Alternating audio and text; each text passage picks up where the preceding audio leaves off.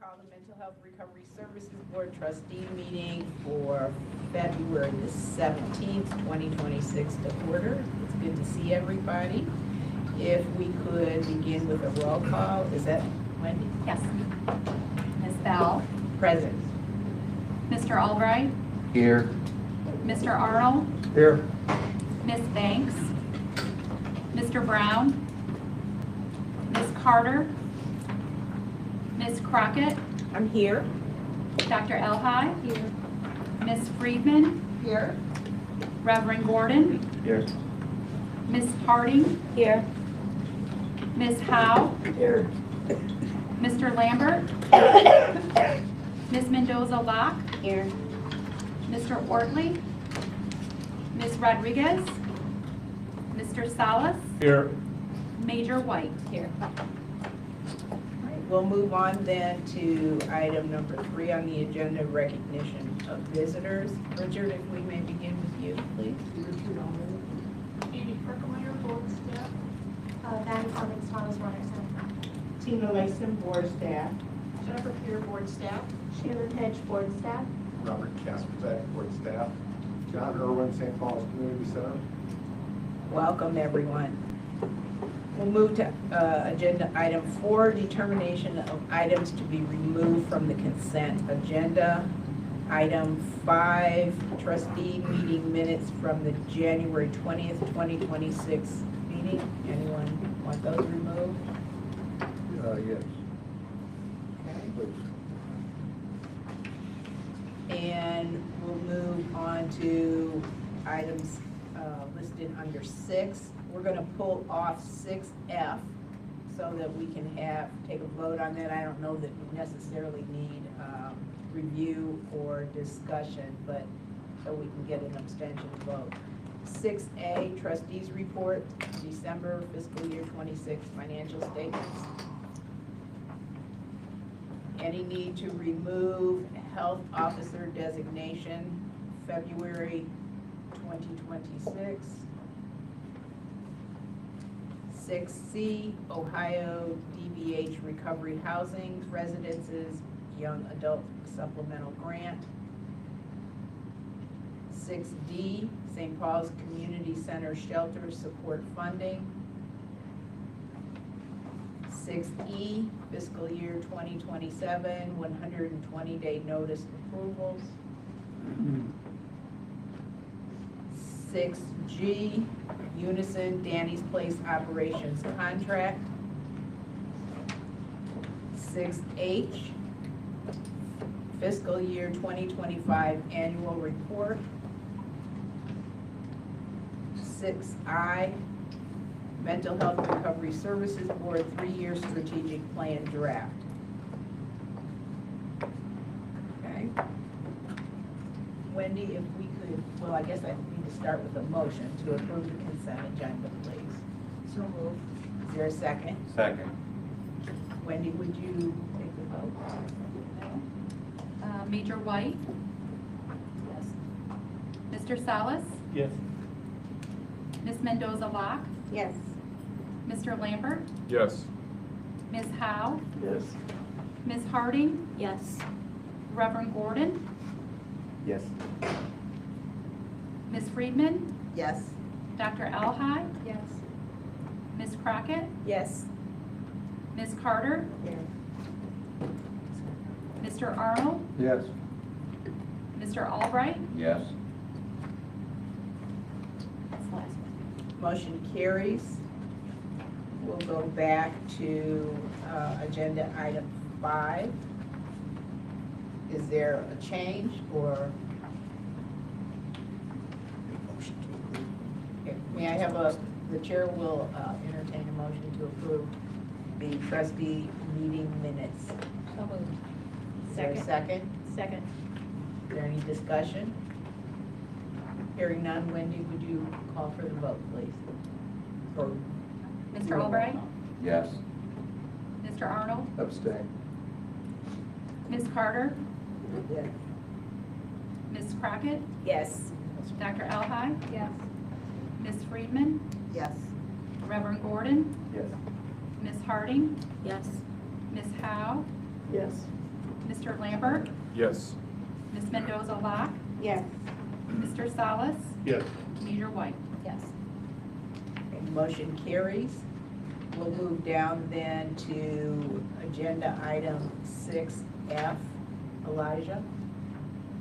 Yeah, so just quickly, if you turn to your packets towards the back on page 45, you'll see the motions for the 120-day notice for tasks. This is about changing the provider agreement, which we've talked about before, specifically sections around the 120-day notice and language for revising programming or funding based on state or federal requirements.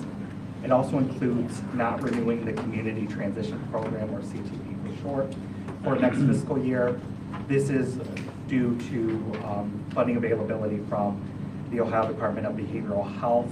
If funding, until we're sure about funding allocations for next fiscal year, this is just kind of our practice to recommend not renewing those contracts until we have sure numbers, which we'll bring back to you at that time. And then you'll see a motion at the bottom of page 45. Page 46 has the letter that will be sent to task. So primarily, this is, again, a voting issue, I'm assuming.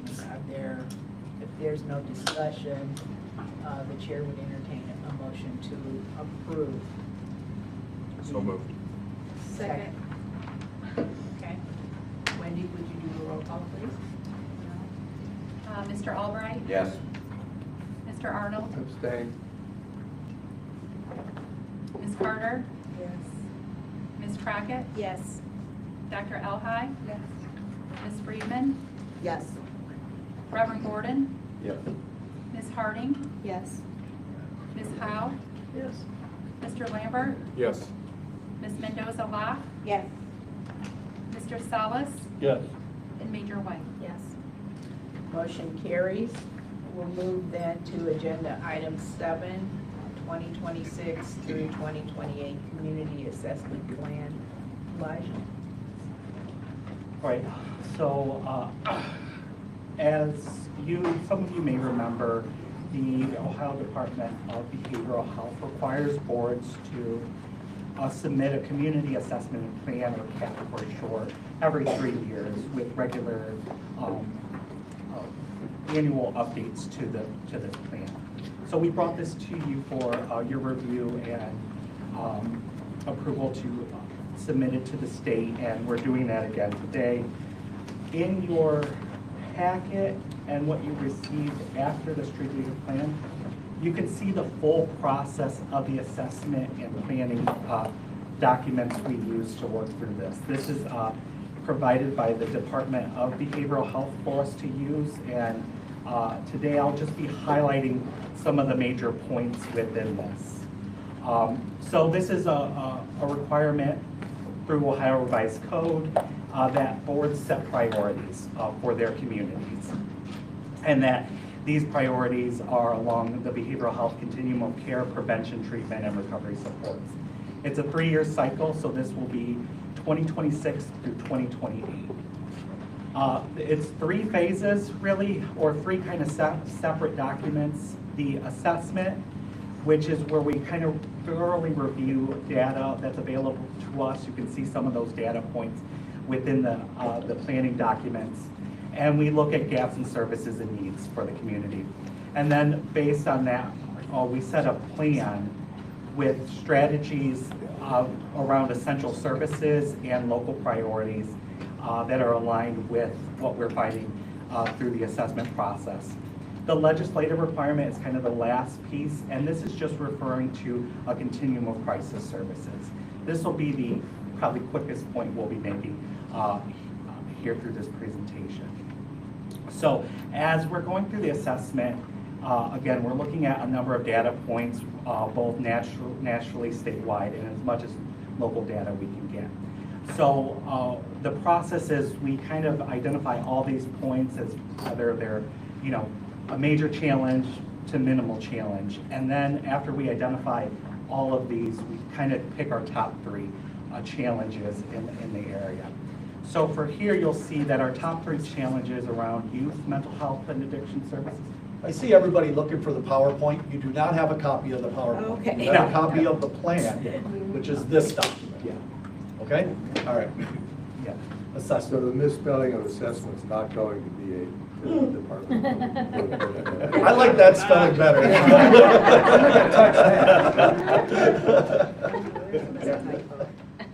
So, yeah, we didn't want to put this planning document on the PowerPoint. We just want to give you the highlights. So we see for youth mental health and addiction challenges, we have just general emotional mental health and behavioral challenges with youth suicide deaths and adverse childhood experience, or ACEs. Along the adults, pretty very similar, just adding that substance use disorder and youth suicides. Again, these aren't the only challenges we see in our area, but we identify these as kind of the top 3 challenges that are required in this. Along service gaps in the continuum, we're looking at mental health treatment services. This is really about going back to the conversation when Medicaid expansion goes away, how will we account for a huge influx of people? Crisis services, not that we don't have crisis services, but the consistent level of care needed to provide for our community, and issues around working with those within the criminal justice system. For access for children, youth, and families, there's unmet mental health treatment needs for youth, unmet addiction, substance use treatment for youth, and we see a challenge with children and youth with commercial and private insurances accessing the services they need, because these private insurances don't necessarily pay for the robust level of services that a Medicaid provider would. And then we have access for issues with adults. Again, these unmet mental health treatment needs, services for criminal justice involved adults and clients with Medicare needing more intensive services. So Medicare doesn't pay the exact same services as Medicaid does, and we see a number of clients with Medicare needing with high needs that need access to some of the services that Medicaid will pay for. Some of the drivers, again, these are just the top 3 in this area: poverty, unemployment or low wages, violence, crime, trauma, and abuse. And then these physical, environmental, and health behaviors. We see lack of affordable or quality housing, lack of transportation, and food insecurity. Again, probably not surprising to any of you, but this is just what the data is consistently saying. We also look at strengths within the community. So we have collaboration and partnership within our own system of care, but those who we don't necessarily contract with, we have good working relationships. There are a number of engaged community members who are advocates for our system, and the colleges and universities within our community that are training the behavioral health professionals to enter this work. And we have a number of formalized partnerships through signed agreements and long-term planning, as evidenced through our contracted provider network. If you take the time to really look through the assessment, we go through and say, what is our level of collaboration with a variety of systems and entities that have a vested interest in behavioral health. So that's the assessment piece. Then you have the planning piece. So there are required service elements in this document that the DVH says you have to have these in your community in some way. And then there are some priority populations that they have. So pregnant women, parents with substance use disorder, with dependent children, and youth. So the strategies we have here also have some SMART goals associated with them, and we track them through a variety of means, mainly through our contracts. You'll see the strategies, we are doing these already. So we fund universal evidence-based SUD prevention education through our prevention programs. Part of our strategic plan is a benefit package for board-funded services, which will be for mental health and SUD treatment. Zeph Center provides a methadone program, which is a part of the medication-assisted treatment. Crisis services, again, are a required area. We fund a lot of crisis services, but specifically in this plan, we'll be looking at the efforts around adult mobile crisis and the integration of 988. Recovery supports, there are certified peer supporters that are employed in our system. We're going to be looking at tracking that and seeing if more are hopefully encouraging more employment of this provider type. And that's aligned with the adult mobile crisis response, wanting more peer support as part of that. Criminal justice, you're familiar with the opportunity projects that works with people going to court, helping them get connected to services. So again, looking at outcomes related to this and how we can hopefully keep people from being rearrested. Pregnant women with substance use disorder, this would be the residential level of care. Harbor provides this through the Chrysalis program. They work specifically with women and women who are pregnant and having a substance use disorder. This parents with SUD with dependent children. This is the strategy here is this certified treatment court through family court that works with families who have cases with children's services related to their substance use disorder. Youth, we see a growing need around like vaping and just general interventions around SUD youth. So we do have some limited programming here. We'd like to see a little more robust. And then we added this last one for Danny's Place, as this has become a priority for our community. The state has some investment in there, so we wanted to include this in our strategies. Are there any questions about any of this? Okay, yeah, I know. So this is stuff we're already doing. It's just in this document. We also are required to have some collective impact around the social determinants of health. This is something you may not be fully familiar with, but we're engaged with the Healthy Lucas County as part of the Community Health Improvement Plan and the assessment that occurs every few years. We are leading one of the strategies there, which is suicide prevention education. And so we track mental health first aid trainings and QPR trainings as part of this collective effort within our community to address suicide prevention. So we'll be reporting on that, as we already do as part of the Community Health Improvement Plan. Finally, the legislative requirement, this was probably the easiest part to do, because in the planning form, you'll see all these services, and you have to answer, do you have this? And if not, how do you plan to get it in the next few fiscal years?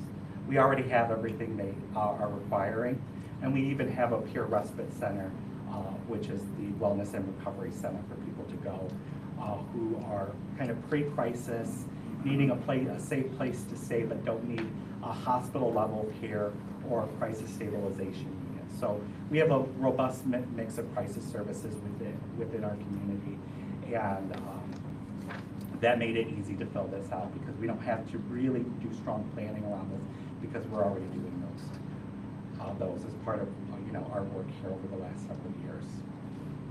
So that is the community assessment and plan. We have submitted this to the State Department, and in the middle of page 49, which is towards the end of the packet, you'll see a motion that is for you to approve this information that's been presented and allow our chair and executive director to sign the submission. Before you move on, I want to thank you, Elijah. I want to just make a couple of comments about what we call the CAP. If you were looking at reading through in your spare time Ohio Revised Code Section 340, which is our authorizing legislation, it wouldn't take you very long before you stumbled upon a legislative requirement for the Community Assessment and Action Plan. Matter of fact, it is the tool that is required for the Ohio Department of Behavioral Health to provide us funding. Without this tool and your approval and subsequently the department's approval of our plan, they cannot send us any state or federal block grant dollars or general revenue funds. So this is like the precursor application process to the Ohio Department of Behavioral Health Services. Many of the items that were in there were either mandated or you had to pull from a pick list.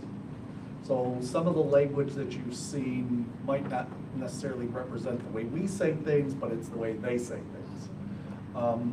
It takes a lot of work to get to that little brief PowerPoint that you see, but this, 20-page document. We have multiple committees in our internal staff, all feeding into this document.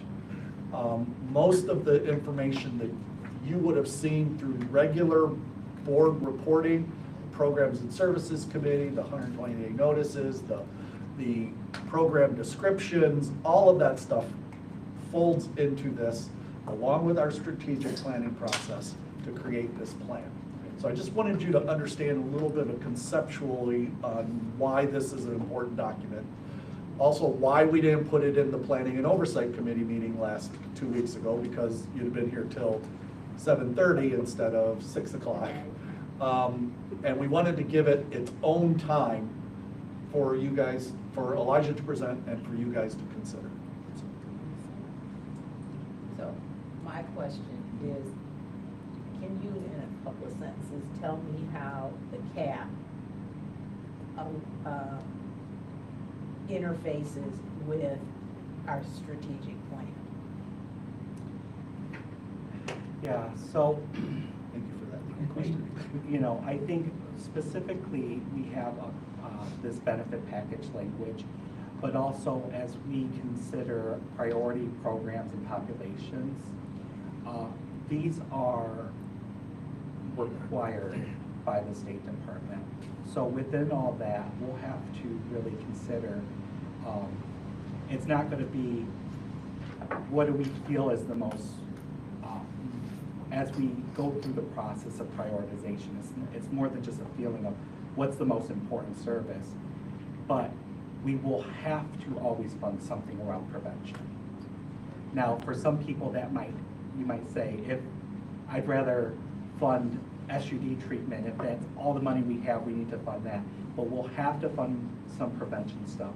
We'll have to fund some work with criminal justice, which has been a priority for us for some time now. So, you know, the level changes, but, you know, within that prioritization discussion, we'll need to consider these required essential elements. So this will be our guiding playbook of how, how we move through prioritizing things, Yeah. should it come to that. Yeah, and I've sent this to our consultant for, you know, his review as he's looking through a number of our documents and, you know, what, to get more familiar with our board. So I think, yeah, a lot of this is in line with what we're doing now and what we're planning to do here in the future, especially, you know, if we look at the regional funding for adult mobile crisis, we'll see that in here, and these other required elements. Yeah, under the MAT, is methadone the only thing that we're dealing with there, or are we dealing with other medically assisted treatments? No, we have to pick a specific strategy, and then there has to be, we have to have a strong way to collect data around that. Because methadone is kind of a program within itself, we chose this as a priority, but our providers, Zep, Harbor, Unison, Ohio Guidestone, provide an array of MAT services. But for this, we want because of the robust reporting, we wanted to make sure we're able to collect good data that is accurate. There's not data around Sublocade, Suboxone, Vivitrol, Not- none of that? Not in the way we collect it. We'll collect people who accept MAT, but not as a per type of service. Thank you. Yes, Uh, David? Just a question, I was a little surprised to see the colleges and universities listed among our top 3 strengths. Shame on me if I just don't know, can you give us an example of programs that we do that would cause them to be one of our strengths? Yeah, when we look at the community, we see like UT has, the University of Toledo has a social work program and a counseling program. Owens Community College is training individuals in substance use treatment to get their CDAs and eventually higher levels of license. So as we think about the provider pool here, and like Bowling Green State University, these partners are finding internships within our system of care and then future employment. So when we think about all of our partners, this kind of rose, especially in, you'll remember our last strategic plan talked about some workforce stuff. While we don't necessarily have a strong responsibility through our required services in Ohio Revised Code, we definitely need a partnership with these institutions of higher education.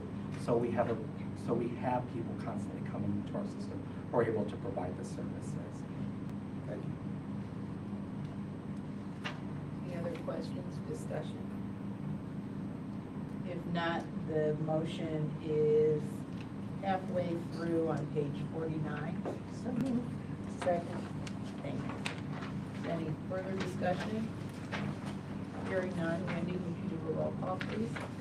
Major White, Yes. Mr. Salas, Yes. Ms. Mendoza-Locke, Yes. Mr. Lambert, Yes. Ms. Howe, Yes. Ms. Harding, Yes. Reverend Gordon, Yes. Ms. Friedman, Yes. Dr. Elhai, Yes. Ms. Crockett, Yes. Ms. Carter, Yes. Mr. Brown, Yes. Mr. Arnold, Yes. Mr. Albright. Yes. Motion carries.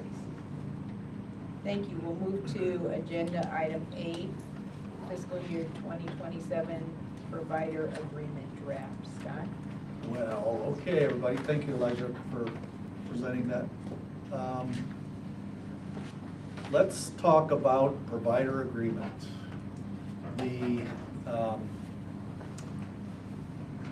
The document that you have in front of you was the latest version at the time. Let's start there. At the time we sent it out. So what we were trying to do is get our intent, signal our intent on major items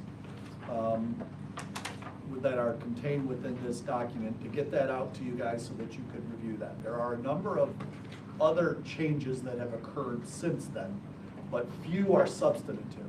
If you really dove into the document, you might have found that some of the references to Article X, Y, or Z were misplaced or inaccurate. Those things have been fixed. There has been a few changes that I'm going to point out, but I want you to understand that, could you make that bigger? The little bottom right-hand side, the little hourglasses should be able to just increase or, there you go. If you have bad eyes like me, you know. But anyway, this document has not been substantively changed since fiscal year '24, when we had our then attorney Hickman and Associates, Hickman, Louder and Associates review it. It then subsequently went to our prosecutor's office for a sign-off. And the substantive changes that have occurred since then are a result of a few things that we've been talking about over the last year. You all are aware that Senate Bill 138 passed that removed the requirements for 120-day notices and changed the way early terminations and consideration of cost strategies and transitional care needs to be documented. Those changes have been integrated into this contract using language that was created through a boilerplate agreement through our Ohio Association of County Behavioral Health Authorities. They actually had their attorney write up suggested language within a boilerplate contract. And oh, by the way, that attorney, before she joined the Ohio Association of County Behavioral Health Authorities, wrote our initial contract that we had revised by Hickman and Lauder. So we've had a legal review on most of this language already, and there will be a further one after we have any other substantive changes that might come out of the 120-day notice process. But I wanted you to be aware that there have been some changes to the document that you have in front of you. I will try and point some of those out, and Jenny will help me because she spent a good portion of the last few days looking at these things. The document that is on the screens is the updated document. But what I was trying to reflect in this document was the environment that we're living in. Passing of Senate Bill 138, we have a new strategic plan, we have a lot of environmental factors that we have to deal with. What about property taxes? What about Medicaid expansion? What kind of conversation are we gonna have around health, equity, diversity, inclusion, belonging, and that transition from equity in action to access in action? Those changes are integrated into this to the extent possible, with a flair for maintaining as much flexibility as possible for this board to respond to any critical matters that might come within this fiscal year. For instance, maybe the property tax constitutional amendment is actually on the November ballot, and it gets passed and effective January 1, we're staring down the barrel of no property taxes. Well, as uncomfortable as that's going to be, if it ever comes to that, hopefully not, we needed to account for that in a provider agreement. Otherwise, we wouldn't be able to effectively respond. So that was just one example of why some of these things are written the way they are. That doesn't mean that's where they'll stay. 120-day notice process is here. We're going to give the providers, this is what we're thinking. Here's why. If you disagree, make your case, and in between that, maybe we'll find a mutual understanding. If not, ultimately, it will be this board's decision. And I want to remind you that it is a unique year because while I talk 120-day notice process, in the middle of this process, the law actually changes and the 120-day process goes away. So we have signaled that we are going to follow our part of the 120-day notice process, which is tell them what we substantially are going to change. When I say them, I mean providers. Let them appeal that decision at a board or at a staff-to-staff discussion first. And if they don't agree with whatever that outcome of that meeting is, then they can request a board-to-board meeting on that matter. All of that has to occur within the first 60 days. So that means by May 1st. The second part of that, as a reminder, that second part of that 120-day notice period was either party could appeal to the Ohio Department of Behavioral Health for intervention and mediation. That's the part of the law that is no longer there. So as of April 1st, there will be no appeal beyond this board, which is why I kind of stated you are ultimately free to make the decision you want to make. So there's a lot going on in this document, and I'm going to cover some of the highlights and some of the things that I think are going to be most, you're going to be most interested in. If you see a typo or two or something like that, yeah, let me know, but just shoot me an email on it, because this document is going to undergo significant cleanup. We haven't accepted the changes yet. Yes, I can show this in, no markup, but then you won't be able to see the changes, right? So don't pay any attention to the first few pages, how all the numbers have changed, because we'll clean all that up. So Article 1, definitions. We removed several definitions, and they're going to stand out. Let's not run away from it. It's all the health equity definitions. Health equity, inclusion, belonging, diversity report, all referencing those things that we know our federal and some state language is frowned upon, and in fact is causing conflict with some of the documents we're signing and some of our providers that are signing.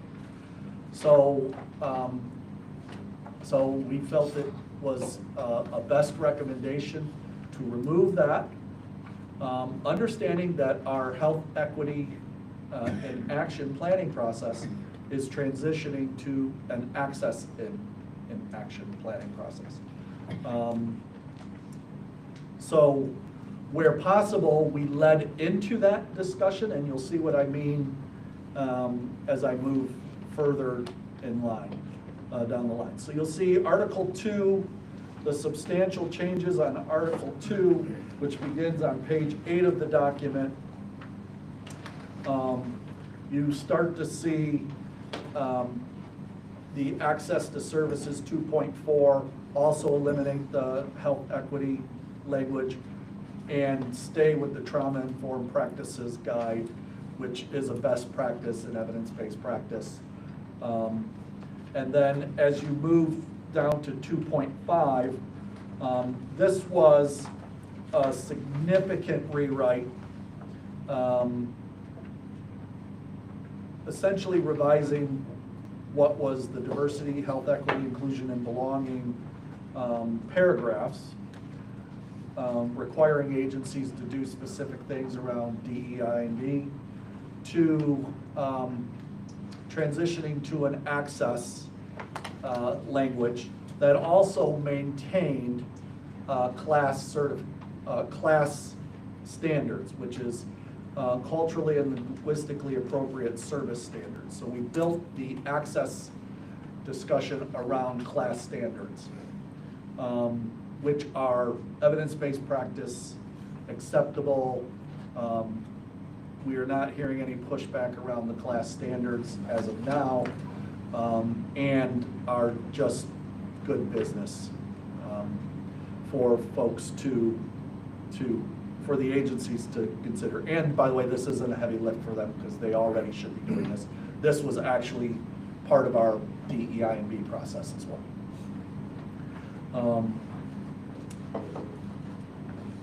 You'll see a curious little item, 2.55, facility control. That's an access issue. What we had seen, and I believe it's actually Ohio Administrative Code, is that agencies would open up an entity, or open up an organization, and then they would, not our agencies by the way, but others, here today, gone tomorrow. They wouldn't have an appropriate lease, they wouldn't have a long-term lease, so that's an access issue. Here you start serving people and then you're gone.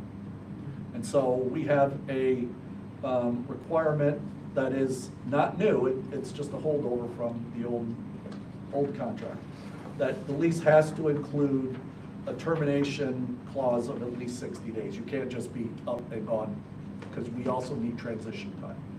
And even though you might not be one of our board-funded agencies, we get called to support transition of clients from non-board funded agencies more times than not.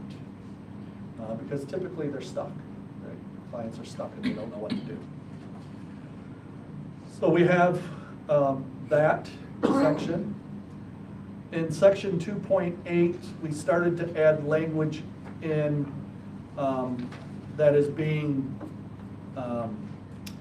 put upon us by above, meaning the state is saying, hey, here's a signal, you guys are going to be requiring to do, we're going to require you to do some more things.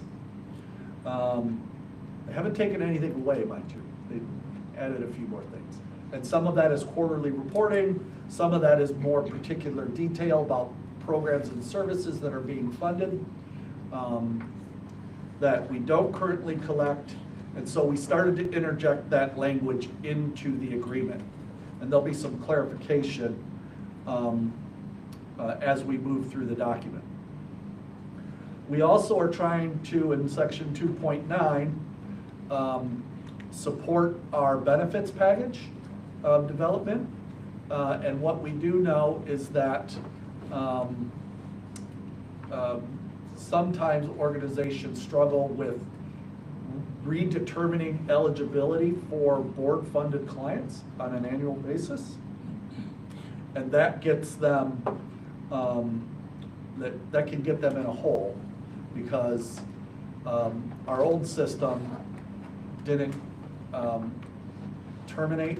We didn't have like an end date to your eligibility. It was just expected that you would do an annual.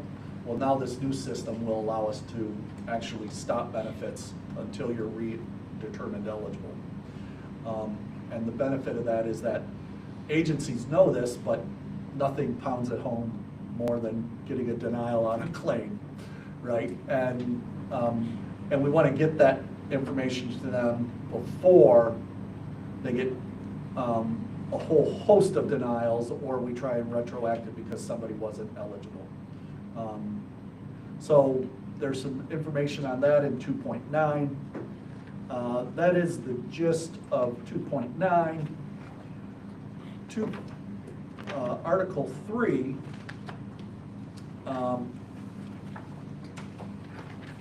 starts to, well, Article 3, Section 3.2 moves us back to quarterly reporting.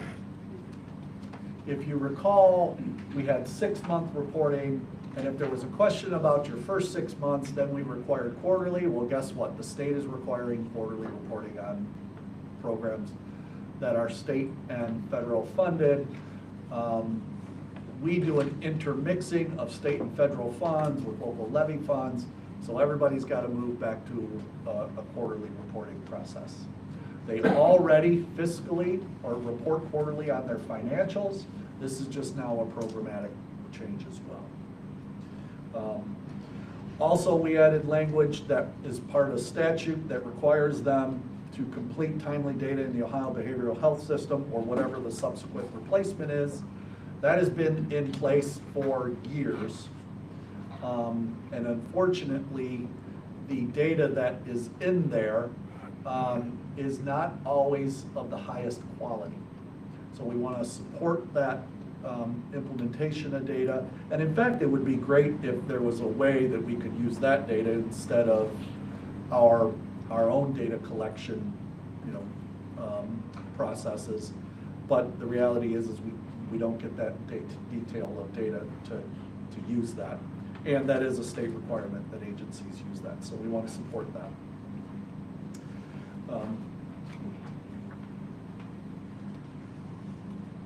I need to talk about 3.4 because 3.4 philosophically starts the change of how we perceive noncompliance. And we're recommending this because we are continuing to see routine noncompliance without any ability to respond in a timely manner to that noncompliance, other than to say, hey, you're non-compliant. Hey, you're non-compliant. And the way that plays out, folks, you guys see it in our programmatic reporting, where we don't get a report on time, so it pushes the whole report back, or it's incomplete, and then you see it again and 6 months later, and you see the same agency again 6 months later, and ultimately somebody asks the question, well, what are we doing with that person? Well, we are always reaching out, or that organization, that person. We are always reaching out, trying to provide some quality assurance on that. But the reality is the way our timing works, often they will not feel any kind of ramification for 60 to 90 days while it works through the board process.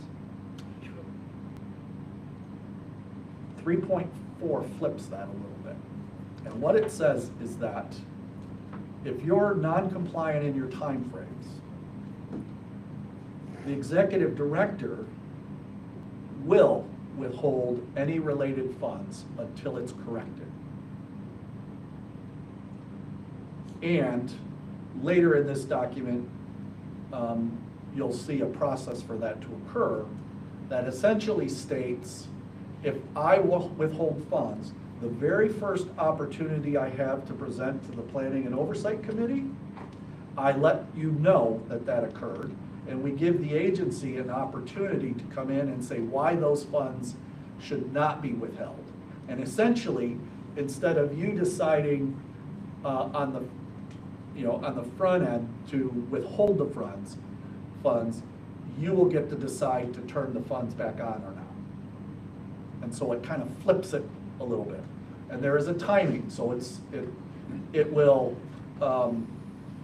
all work itself out within it should work itself out within a 45-day window. And it certainly reinforces the need for timely reporting, because it's not just the reports we give to you guys. We're also tardy with federal reports that are required for our quality assurances to the state and to the feds, and that creates significant workflow issues for us.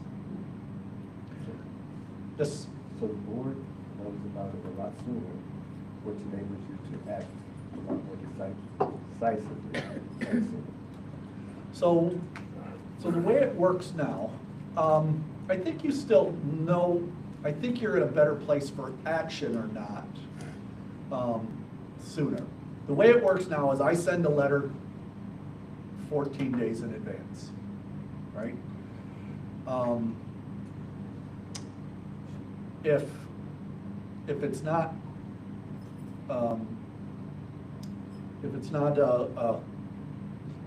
cured, then the next meeting we bring it to the Planning and Oversight Committee, which isn't in 14 days. It might be in 30 days or 28 days.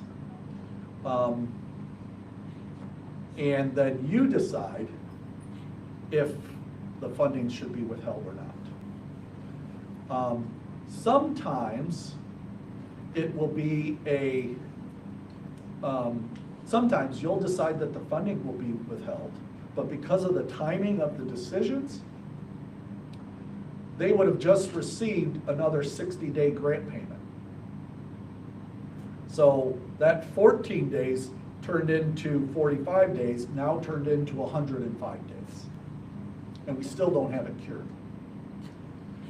And that happens more times than not. Yeah.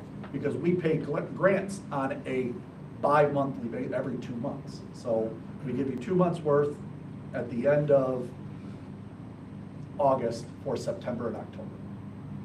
So what this does is it has an immediacy to the non-compliance, and then you have the ability to turn it back on should you decide to do that. And I think we will get a lot more attention to those issues. Because there isn't any surprise of the due dates, and there isn't any surprise of what we're collecting. It's just action. How many organizations fall into that? Everyone we fund.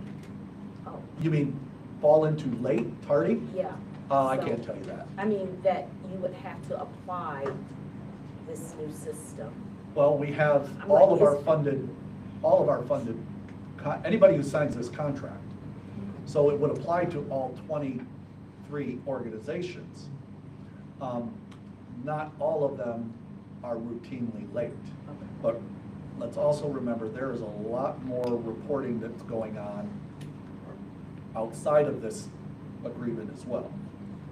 So it is a substantial energy drain for everybody. So I brought that up because you start to see a philosophical switch, right? All right. It's a priority. A little bit more accountability, and there's some more of this throughout the document. Yes, ma'am. When it comes to the very next, what is it, program and operations, Planning and oversight. planning and oversight meeting, the organization or service provider will have already conferred with staff, or will they have already conferred with staff about why they're late? Oh, we would have had that conversation way in front of the 14 days. Okay, all right. And when they present to this board, will the board have a recommendation from staff? Or are we going to be deciding whether, or we're going to keep the funds turned off or turn the funds on based on the presentation before us solely, or is there? We would always provide you the written documents like we do in our 120-day notice process. Ideally, we don't want any of this to happen, right? Cure the breach, get us the report, and let's move on. Right. So, yes, we are always going to be transparent from board staff to board as to what action we took and why, so that you are 100% fully aware of what was done. And then, you know, you may see it as extenuating circumstances where we do not. And you may feel differently about it than we do. It's entirely okay that process occurs. Because in the end, we have the same goal to get the information, get it accurate, and report on it so that we can move on to other things. But will the staff, and will you be making a recommendation to us as to, because it sounds like based on this policy, once you've stopped the funds, you don't have the ability to start the flow again outside of the context of the board. So typically, once we make a recommendation, that becomes the board staff recommendation, right? Like through the appeals process, the 120-day appeals process. Once I meet with staff, staff-to-staff meeting, we make a recommendation. We report that recommendation back to you guys. If a board-to-board meeting happens, at that point, we don't come in with a new recommendation because there's new information that might be coming from that board meeting to you, directly to you guys. So we'll make a recommendation based on what we know and what we went through, but that doesn't necessarily mean that that information won't change. So we probably wouldn't give you a motion, we would give you what happened and this is why. And the P&O has authority, or the documents, our organizational documents will be changed to give it the No, authority? it has to go through the same process. P&O doesn't make a decision for the full board, but that's the first opportunity to have that discussion. Okay, so then they automatically have to, there's gonna be a 14-day delay, or a week delay, whatever it is. between- 2 weeks. Yeah, okay, Yeah. all right, thank you. Sorry. Yes, ma'am. First of all, I like this. I mean, I'm I'm not trying to be adversarial, but I want to make sure that this also includes the audits. It does, there's a separate section on that. Okay, all right, because I think that's where, I mean, we struggle obviously with the other reports, but the audit is something that is so important to our stewardship along with this, that I just wanted to make sure that those are covered in this, the annual audits. Yeah, it's Article 6, I think. Okay, so that's addressed That's in on 6. Yeah, Yeah, and so I'll then- cover that as we move forward. Okay, because that's where I see us struggle sometimes with that as well, so. Yeah, well, we're struggling with it right now. Yeah, But this is one of those, I mean, I don't want to complicate this conversation, but within an audit, there are some things within your control and without your control. Things we're struggling with, at least now, some of which was outside of the agency's control. Now you could argue that it's within their control right now, but the tardiness of some of these audits that we're experiencing right now is because the federal government didn't release their federal requirements, so you couldn't do an audit because you didn't know what you were required to do. So, absolutely. yeah, so there's. But I think we had this issue before this year. We have. I'm not making excuses. I'm just pointing out the differences between timely reporting and non-compliance of programmatic reports, which is 100% within your control, I see what you're saying, And- okay, and external. but I get it now. So the way that this is worded says there's a deadline's missed, 14-day timer starts at 14 days, executive director will do this. Does this eliminate your ability to use discretion in the case of, say, some of these federal items not coming in on time? I just want to make sure that you still have the discretion. If there's, Will is Will is will. I understand that. I'm shall. asking how that squares with what you just said. We had an about internal. Some of these things not. So audit has its own requirements, but we had this internal conversation about may versus will. And we went to will. As executive director, I like the discretion, right? Sure. But we went to will because it can also complicate community relations, because why are you doing it for one and not the other? Because nobody knows all the underlying factors of it. Right. They just and know you that I don't did it for publicly one speak and now, not so the it's other. Right, right. So I felt that the timelines were so close that a will was warranted and a public conversation about this to turn it back on wouldn't unduly punish the agencies and wouldn't be unfair in its process. That's why I went to will. Because the other way was I couldn't do it at all. So it was, I didn't have discretion on the other side either. So, And related funds, does that mean all funds they're receiving, or what does related? if we fund multiple programs in your agency and you give us reporting on 2 programs, but the third isn't, then we only withhold the program-related funds that is tardy. So that's the related funds. Yes? Not to elongate this too long, but I respectfully disagree. I don't know, as a matter of principle, I don't know why you'd ever give up your discretion. And I think it's a mistake. I think the way to fix it is to look at our internal mechanisms and figure out a way to make the discretion work. However, I understand what you're saying, and it seems to me that there ought to be something in here, though, that would allow you to provide a waiver. I mean, what if they have a fire and they can't possibly, I mean, they can't recover? But this is going to cut off their money, which they would need to recover. I would say, it seems to me that if we could put in a waiver that you could, waive this mandatory cutoff in exigent circumstances, maybe give an example or two of what that might be, to give you some you know, guidance with your community relations thing. But, I mean, fundamentally, I think it's a mistake to give up your discretion.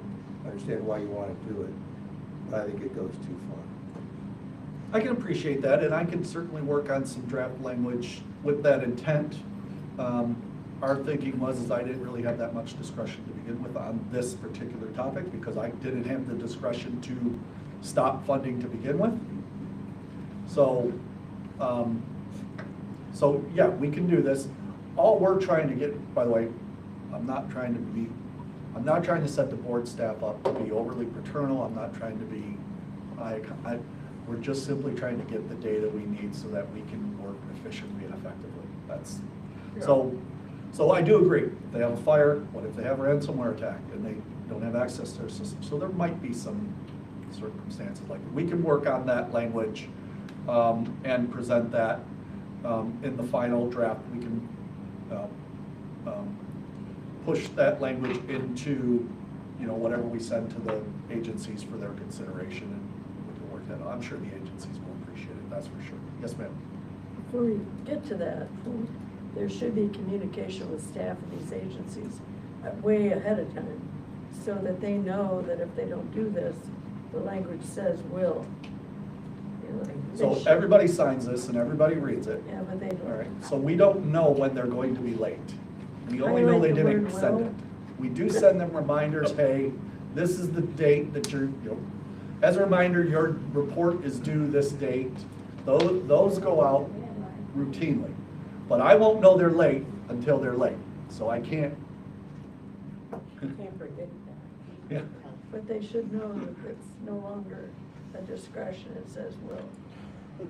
Which is why we have it in the contract Put it right in now. red. I hope that we would never use it, to be honest with you, but unfortunately, we are seeing that kind of Yeah, issue. being on the receiving end of the 120-day notice and all of that for it to work, I gotta tell you, it comes in through a totally different department, usually an agency. But I do agree with Mr. Arnold and my colleague here that, you know, underlining and really in bold points, these rules have changed. Because otherwise, it's just standard operation. And, you know, so I think this is a big one. And I was thinking of not so much about the fire, but let's say there's a, you know, the person that, the holder of the records resigns or dies or something. You know, there's extenuating circumstances. I agree. They will get this document that shows the changes. Highlighted in yellow, I would recommend, because I've been on the back end and honestly, we read it, I mean, I need to read this stuff. Okay, like a huge document. We can highlight the important things. Yeah. We can certainly do that. We're happy to do that. But I'm gonna tell you, we're gonna have this conversation a little bit more robustly as we break down this document even further. Yeah. So, once I start highlighting everything, what's important and what's not. Exactly. Yeah. What is important to one agency may not be important to another. And if you highlight all this stuff, then it becomes, again, we don't look at anything. Yeah. No problem doing it. We can do that, not a problem. It's not that hard to highlight something. But let me get through the other things, because there's some things you're gonna wanna have a conversation about. All right? Okay. Thanks for the warning. Well, I'll prepare you now. It's a different philosophy now that the 120-day notice process is gone. It's a different mindset. And we had to write it to reflect that. So just, it's not as mutual as it once was in this language. That stated, I'm going to move on to 3.9, transition procedures. This also is reflective of the Senate Bill 138 language that essentially says if you're going to not renew a contract or terminate early, there is a transition process.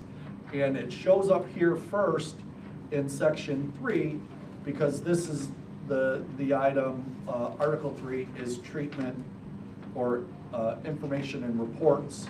And we want to make sure that they are aware that they'll need to cooperate on the transition, client records, and board property. The transition process will be discussed later in the document as well. So section 4, just a very little subtle change, but a rather annoying one to board staff is when organizations don't comply with our logo, use of logo, or they do in such a manner that it is so small that you don't even know what it is. So we're just putting some standardization that our logo will be visually identifiable and proportionately no less than 1/4 the size of the provider's logo. I get why the provider, as an agency director at one point, I get why their logo would be the main, but can we at least get a little love?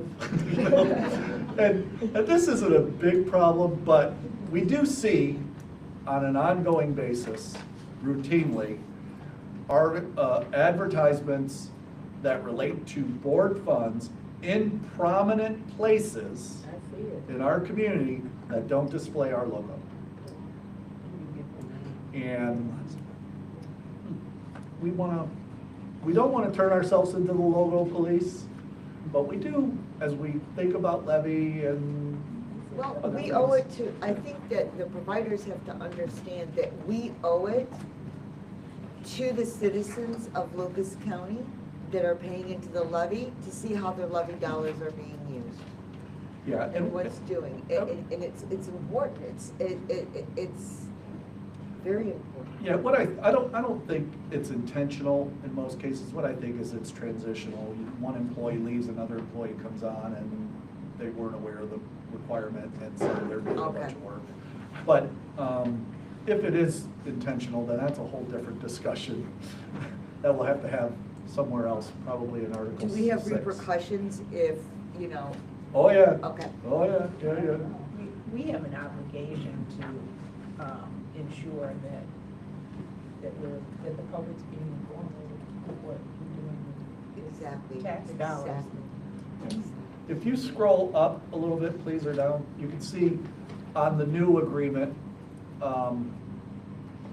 that the repercussions are that 2 or more of these violations in a fiscal year will be receipt of an action, will require a corrective action plan, and if that isn't acceptable, the correction action plan, if that's not acceptable, the board will not, the board is, will give 30 days to cure, or will end up stopping your, I'm having a hard time reading it, but essentially that's replicated language out of the audit section.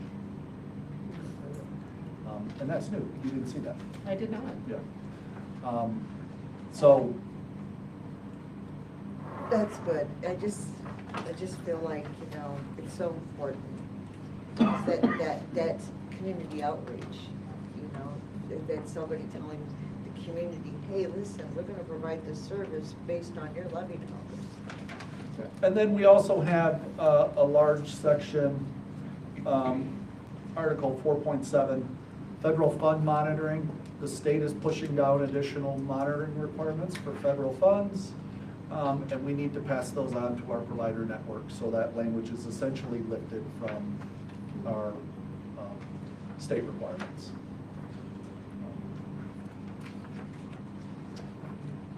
That ends Article 4, moving on to Article 5.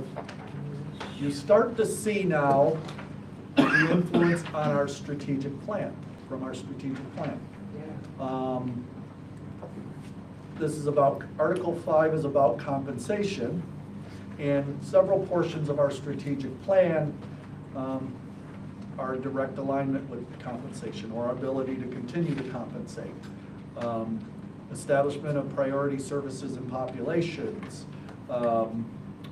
establishment of the benefit limits. And so we added that language where appropriate, because it didn't make sense to me to have that stuff in our strategic plan and then not have a contractual mechanism to implement them. So, so that's the transition of the language. Also, section 5.2.4 is language directly out of our boilerplate, Oakaba boilerplate contract regarding grant cost calculations.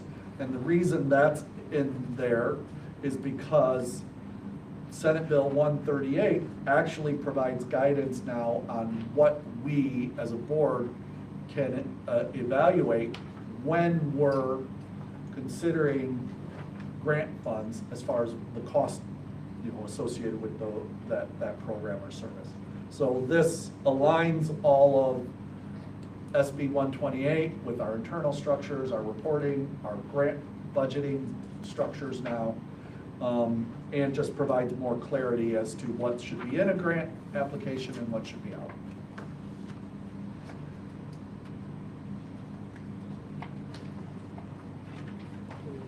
Moving on, 542, you see us continuing to put in defined benefit limits. And the reason for these things, Elijah alluded to it a little bit in his presentation. Medicare is a good example. Currently, we cover services for Medicare recipients, behavioral health services for Medicare recipients, because Medicare typically only covers a few different types of services, but doesn't cover things like detox or ACT or case management. We cover those. In a priority services and population discussion, the board may decide to cover some of those services but not others. Or not cover Medicare patients at all because they have a separate funding source for them. Now, I don't want to start that rumor that we're going to do that, but we needed the flexibility in order to initiate that conversation. Yes, ma'am. I had a question, because I write grants, that's all, section on page 22, section 524, is the second paragraph, it says, no expenses for any service shall be included in provider's budget. Say that again, please. Section 524. 524, second paragraph, it says, no expenses for any services shall be included in provider's budget, which is not allowable under this, any of the following. Correct. So they don't put anything in there for the budget? No, they don't put anything that falls outside of those guidance documents.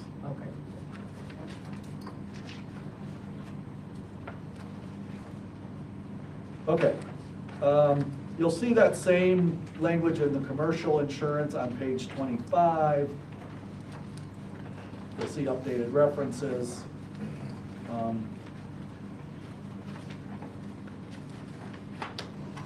You'll see a name change on 5.6.3 from payment accommodations to good faith accommodations. Good faith language has a little bit of history with us that we'd rather avoid. And it really is a payment accommodation. If our software can't pay it, then we need to come up with something. I don't think good faith actually describes that. So we make that change. And then we have section H, I guess it would be, if you keep moving down on page 30, section H under grant award puts, actually just memorializes a process, an internal process that has occurred related to grant budget adjustments. Actually giving them an additional 30 days to submit a grant adjustment, since we no longer have 120-day notice requirements. So before they had to do it by March 1st, now they don't. Now they can do it by the end of March 31st.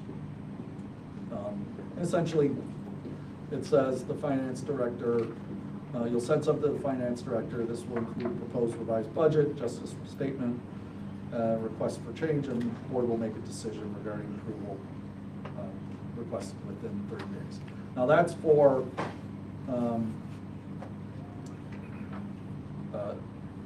anything 10%, right, 10%. Yeah, individual Right, budget lines. Individual budget lines. That change more than 10%. Right. And, you know, the old language just basically said you had to request one. It didn't say you had to give us any additional information on it, which would have been logical that we would have wanted additional information, but we oftentimes have to go back and say, okay, tell us why, tell us what you're doing, tell us. Now this kind of just memorializes it. Okay. I'm going to move on to section 5.8. Scott, before you do that, I'd like to at least point out that 5.7.1 reserves us discretion to reduce payments under a whole set of circumstances which are pretty serious boo-boos for them, and goes through the executive director process. So it just seems incongruous to have discretion with these serious things and not with reports. I agree with that. That's all I'm gonna say.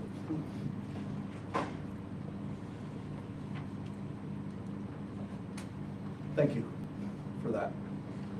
But I would point out that that's the board's discretion, not the executive director's discretion. Yeah, I understand. Okay. But we can, my plan will be to kind of use whatever language we can here. Just mirror each other. Right, right. Which goes to 5.8. Which then sets the process on if I were to, and we already discussed this process, so we may not have to talk too long about it. But in the event the executive director determines the event has not been corrected by the board's satisfaction, funds will immediately cease. If funding ceases, the executive director of the board will present the information to the boards at the board's next oversight committee. So that's the back end of the process. You want me to have some discretion on the front end, so we can make that change. And the reason, you know, this came up not too recently, not to drag up old history, but, you know, while we identified via we couldn't get an audit from one of our contract providers, we still couldn't cease funding for another 60 days. And then even within that period, there were some pretty serious allegations made of missing funds. So I don't want to be too cryptic, but I think everybody knows what I'm talking about. And if not, see me afterwards and have that conversation. But I don't want to draw up old things. But this board's need to immediately react. We need to learn from some of our past experiences. So, right. So that's kind of that. Some of the old timers around the table, Scott, just so you know, we're all looking at each other going, Okay. So, so then we go to where we're going to start to get in some of the nitty gritty, I guess. And can you roll up to 5.9, please? Because this area might look dramatically different. Keep rolling, 5.2 now, 9.2. See, yes, this looks a little different. This has been renumbered a little bit, so don't pay attention, or I'll see if I can follow that one. So in the event something catastrophic happens, we need to have the discretion to make significant changes. In the old contract, or I should say the current contract, we had two options. One, cut everybody 10% immediately, or whatever percentage, everybody have to be cut the same, no matter what program, what service. Or go through a 120-day notice process with targeted cuts. The first option that I identified kind of flies in the face of establishing priority services and populations. Now, if you're going through the exercise of establishing priority services and populations, why would you ever consider it a flat rate cut? And in fact, you might not even be able to do a flat rate cut because, as Elijah mentioned in our CAP plan discussion, there are required services that you must provide at some level. So this 5, 10, 11, and 10.2, I'm sorry, 10.1, 10.2 talks about that.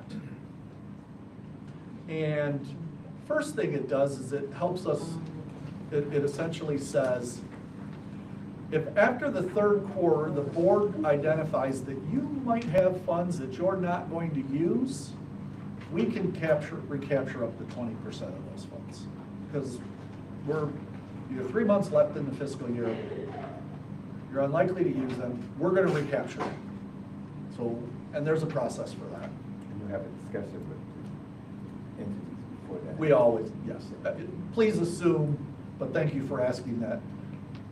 We always have a conversation with our providers before any of this cut. There are multiple conversations that are occurring. Looks like you're underspending. What's your plan?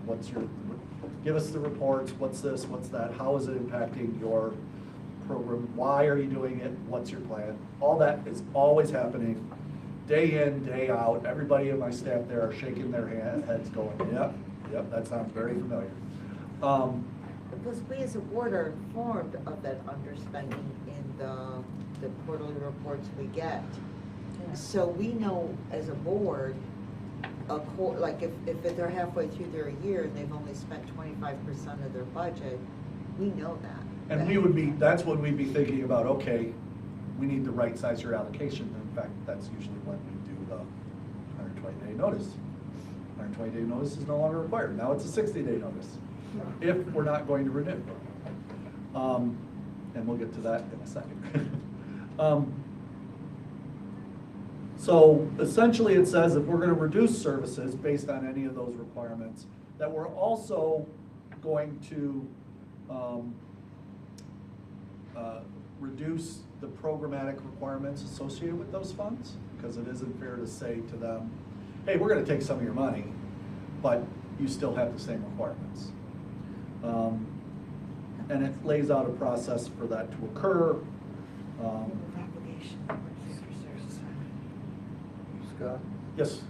Will the reduction of up to 20% be program by program? In other words, if they say this one program, we never got it off the ground, you're only going to take money from that program? Correct. Yes.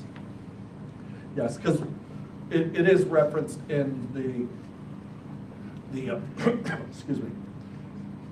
You know, we identify by program within the contract, so we'll always reference back to that specific program. And what this does is this actually preserves, establishes some additional flexibility for you to have to make some, if and when, you have to make some harder decisions coming down the road. I'm going to move to 6. I'm sorry, there are no substantive changes in 6. I'm going to move to 7. Now remember I teed it up that you might have some philosophical issues or struggles, not issues, but struggles with some understanding the change, because we struggled with it, to be quite honest with you. We kept pushing everything through the lens of a 120-day notice that required not only a 120-day notice, but good faith negotiations beyond once that notice occurs. And that language was simply right out of Ohio Revised Code in here. We'll guess what? That language no longer exists. So the language that is in here is directly cut from the Owakaba boilerplate contract. And it essentially says, and it is in compliance with SB 138 law, or I guess 340 law as revised. If you're going to terminate a contract early, either party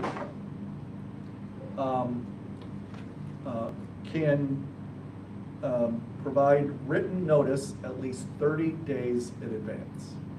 And that is with or without cause.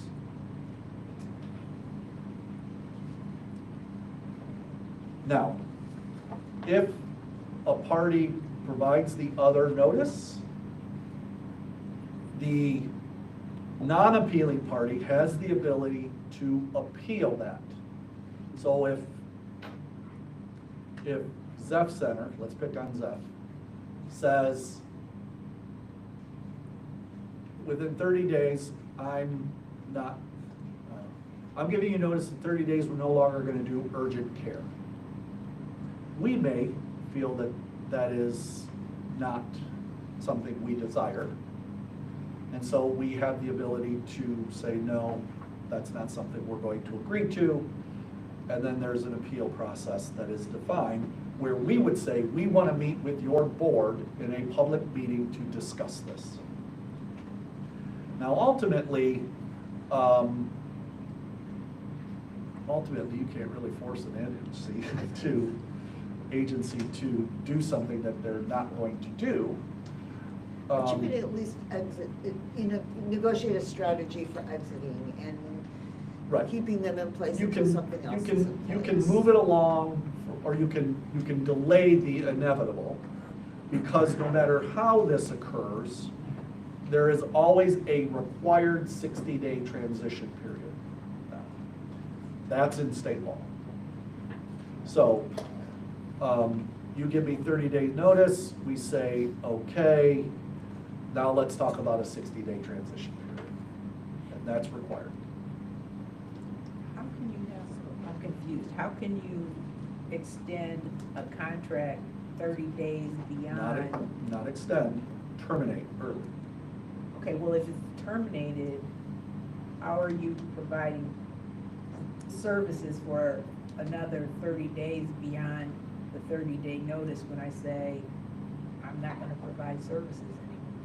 So, Contracts at an end, my obligations are over and yours are too. according to the state law, there has to be a 60-day transition period. So, if you tell me your intent is to terminate on March 1st, well, give me 30 days, on April 1st, Right. we then have to discuss a 60-day transition period. Starting By on April state starting law. on April 1st. Starting on April 1st. That makes sense. Yeah. They did lock in, Right, 60 days, before. right. So if we wanted something beyond those 60 days, let's say, okay, we can't figure this out in 60 days and we need an extra 30 days, so we want to extend it to 90 days. We have the right to meet with their board and say, hey, can we extend the transition period to 90 days? And what are you operating under for that period of time if the contract is? I think the transition period of the contract provides that. If they agree to the contract, they've agreed to provide the transition period. The contract would still be It's- enforced. it's, Under you the know, terms of It's the- like a auto parts Okay. supplier Okay. agrees to That's cool. transition to the new supplier, so you're never out of parts. So, thank you for that clarification, because like I said, we struggle with this too, because we're still thinking about it as the 120-day notice process, right?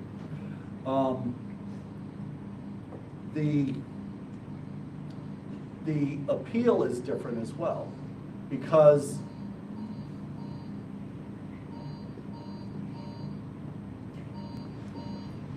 oh, it's telephone. That's not hard. Oh, The, that's what I was afraid it was. Be a little louder Yeah, I was I'm like, trying to. I'm like, Yeah, that's okay. So the appeal is governing board to governing board. staff have already would have processed that. You would have already made the decision as a board to early terminate, right? It's not like I can do that. It's a board decision. So then any appeal process would be identified within 14 days. They would, or we would say, no, we want to appeal. Then that would happen within a public meeting because you can't meet to discuss board business not in a public meeting.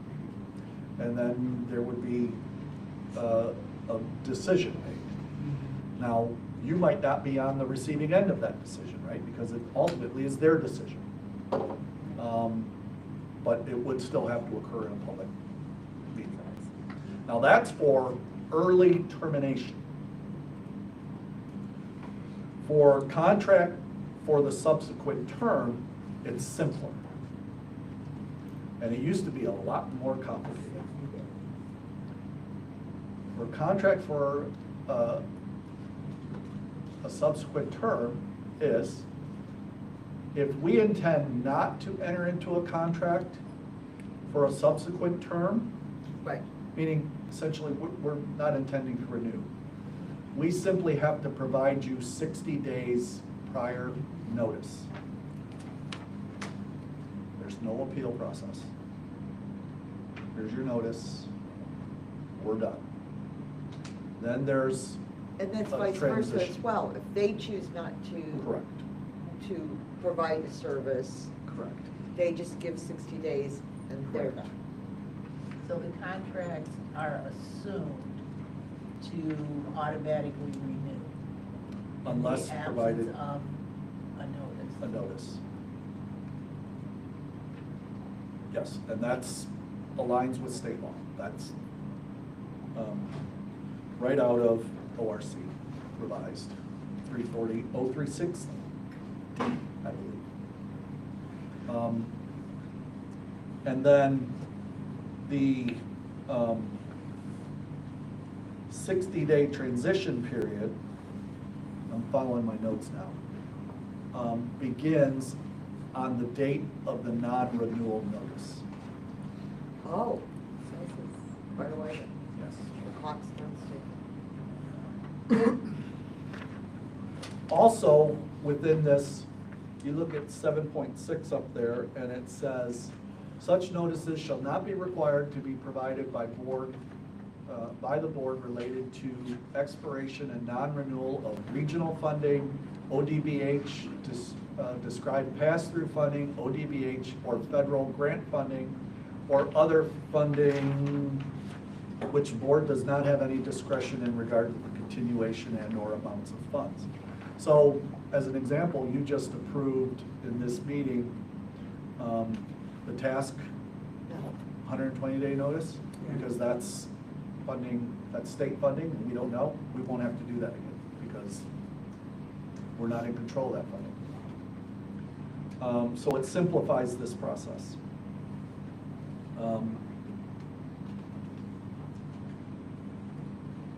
And provides you a lot more discretion as to how to negotiate those. I don't want to use the word negotiate, that gives you a whole different conversation in contract law here, but how to navigate any potential situations related to a significant loss of funding, reestablishment of priority services and populations, or ineffective programming that we're seeing. So it'd be a simple notice within 60 days, not 120 days. By then, we would also have the third quarter reports, which we don't have now when we do 120-day notices. So we'll have better information as well. So 7 is the biggie, right? Yeah.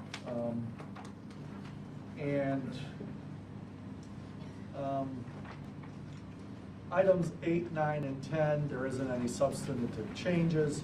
I want to remind you that this is a draft. Obviously, we're going to make a little bit of a change there, but we're going to stay with the intent of what the board suggested revision is.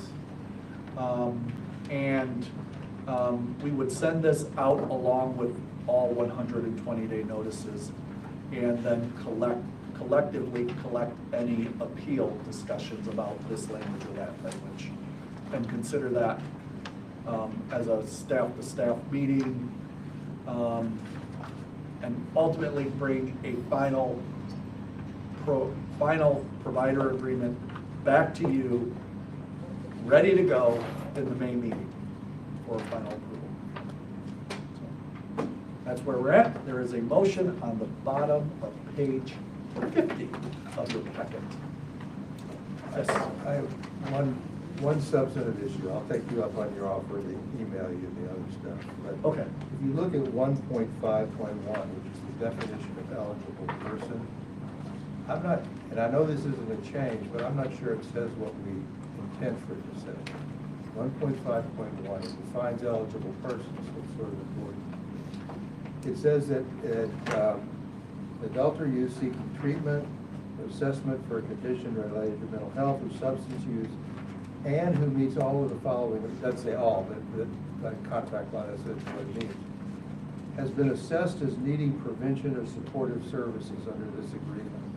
Now, I may be wrong, but it seems to me there could be lots of clients who need mental health treatment or substance abuse treatment, medication management, whatever, but have no need for supportive services or prevention. But according to this, if they haven't been assessed as needing prevention or supportive services, they're no longer an eligible person, or they can't be an eligible person. It makes sense.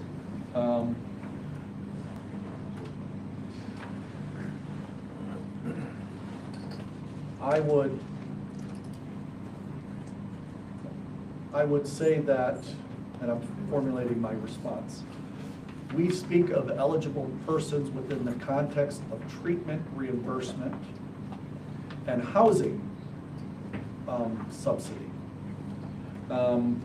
We don't do financial for prevention programming or other support services for that matter. There's no way of really actually doing that.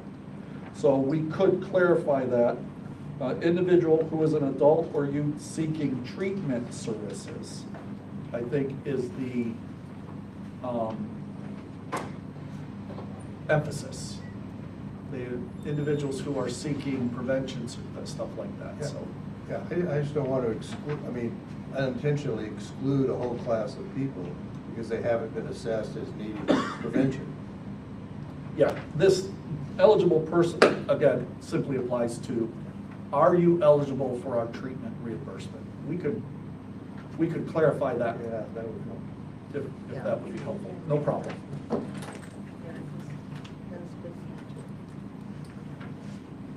That was a lot. Oh, God. I didn't know I was talking that long. No wonder you guys. But this is. Sorry, like, Okay, shut the hell up. so there's a No, there was a motion. lot to cover, and Scott, I really appreciate you and the board, like my fellow board members, trustees, to spending their time, and Jenny and everybody on this, because this is a job and it had to get done. And so thank you for your work. So there is a motion appearing on page 50.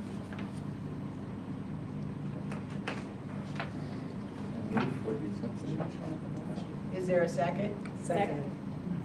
Is there any further discussion? Wendy, would you call the roll, please? Mr. Albright? Mr. Arnold? Yes. Mr. Brown? Ms. Carter? Yes. Ms. Crockett? Yes. Dr. Elhai? Ms. Friedman? Yes? Reverend Gordon? Yes. Ms. Harding? Ms. Howe? Yes. Mr. Lambert? Yes. Ms. Mendoza-Locke? Mr. Salas? Yes. And Major White? Is in the restroom. Motion carries. we'll move on to the director's report. I simply have two things. The first is, those of you on the executive and nominating committee, we will be having an April 14th and May 12th meeting. Those should already be on your schedule. As a reminder, since we haven't had one in a while, executive committee members are those who serve as an officer.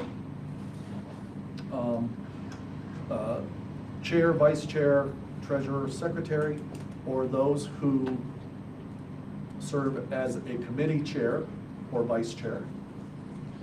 And anybody else who has requested appointment and has been appointed by the chair. So anybody who's interested in serving on that committee that isn't already by charter on that committee, feel free to request appointment, and NEMA can consider What were that. those dates again? Say that, please. What were the dates again? April 14th, April 14th, it's second Tuesday, and May 12th. Thank you. And then I wouldn't anticipate we would have a need for a June meeting, but we have a number of things that we need to discuss: administrative budget, financial forecast, personnel-related matters, things like that. Then finally, I just want to end with some good news. Not that any of this was bad news, just good news. Congratulations to Elijah and Jennifer. They completed a Board of Excellence in Prevention, what would you call this, a fellowship? Oh, okay. And because of their participation in this statewide initiative, the board received a lovely plaque over there that identifies us as a bronze level Board of Excellence in Prevention entity. So it's like a culture of quality. That's a very nice plaque over there, given to us by the State Department of Behavioral Health. So check it out on your way out. That's all I have as far as the report goes. Okay, open session. Mr. Arnold? Can we turn that mic on? Is it on? Somebody? It's a simple button. Just that. There's two of us. That was me, wasn't it? Thank you. I'll be brief. County Commissioners this morning, all is not well with the county commissioners. For reasons unknown, they've canceled all of their meetings until March the 10th. At their regularly scheduled meeting this morning, they went into their executive session. It lasted about an hour, nothing unusual, but when they came out of it, something was wrong. Anita Lopez said, I make a motion to go into another executive session for employee conduct of a Lucas County employee, something along those lines. The staff were clearly caught off guard. So for 4 minutes, I did check my watch, for 4 minutes, they went into an executive session for some kind of a gripe session, came out of that, went back up to their 8th floor offices. Then at 2 o'clock, they had another meeting. This was to approve the county engineers projects. Anita Lopez voted against all of them. And I don't know what's going on, but they don't meet again until March the 10th. They did vote on something this morning that you need to know about. I don't have all the facts I was trying to find out. I don't even know if court diagnostics still exists anymore, but this is for forensic mental health evaluations, and they're going to go with somebody in Mansfield, Ohio, and they have two names. They're both the Center for Individual and Family Services, also known as District 5 Forensic Diagnostics Center. I made it as clear to the county commissioners and their staff as I could that I'm very concerned about this. If we're going to have sheriff's deputies transporting mentally ill people to Mansfield, can they establish a satellite somewhere? I don't know, but nobody could really answer my questions. But they signed a contract for $60,000 with them this morning. I'll find out what little I can.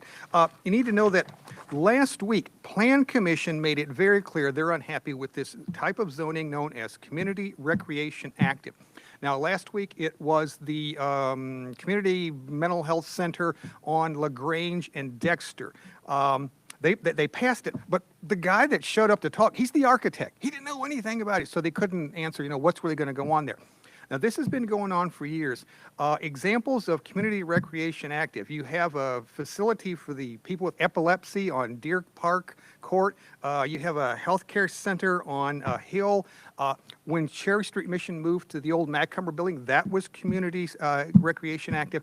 When Task opened up, well, I guess whoever owns that Warren Commons, that was community recreation active. I mean, it's almost like a bad joke. I mean, there's recreation going on in that building, but I don't think it's sanctioned by any government agency. The neighbors refer to it as the Overdose Hotel. So the Plan Commission is unhappy, and they want the staff to study this, at which point they will most likely recommend some changes. Now, to the best of my knowledge, City Council gets the final say. But if they do make changes in this, it might make it a lot more difficult for various human service agencies to get their special use permits. Like I said, they've been talking about this for years, so now it looks like that's finally going to happen. Just a couple of things. Today is the anniversary of John Brandenburg's death. He passed away February the 17th of 1995 while serving on this board. He was the best goodwill ambassador this board ever had. He was out there when we were downsizing the state hospital. He was on television. He was on the radio. He was in the newspaper. He was a friend of this board at a time when they needed all the friends that they can get. He passed away 31 years ago today. There was another anniversary today. February the 17th of 2016. Lawrence Fitzgerald James passed away. You might know who he was. He's the guy that stabbed the UT student. He was panhandling near the University of Toledo. He came across Kerry Butcher. He stabbed him to death. The news media was all over this. He had just been released from prison for the exact same crime. He'd stabbed a gas station attendant. That person lived. Casey Booker did not. He received a life sentence. This town went crazy with this. City Council passed a whole bunch of new laws on panhandling, which they had to rescind because the law department told them, hey, Akron's already been sued for theirs. We're probably going to be next. So nothing really happened. He received a life sentence. On February the 12th of 2016, he was found hanging in his cell. 5 days later, he passed away 10 years ago today. And just as I think it's important to remember John Brandenburg and his extraordinary life, we have to remember these tragedies.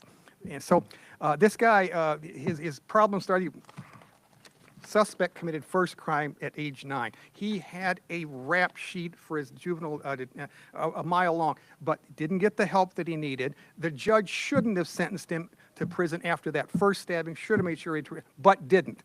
So what do we learn from this? Casey Butcher did not deserve to be stabbed to death over a cigarette. This man did not deserve to die in his prison cell from a suicide. The two families, one losing a son to a murder and one to suicide, they should not have gone through this, but they did. So what do we learn from this?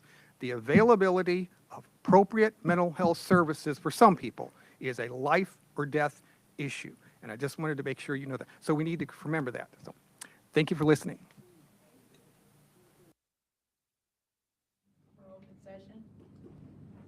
If not, we're adjourned. Thank you, everybody. Thank you, everybody.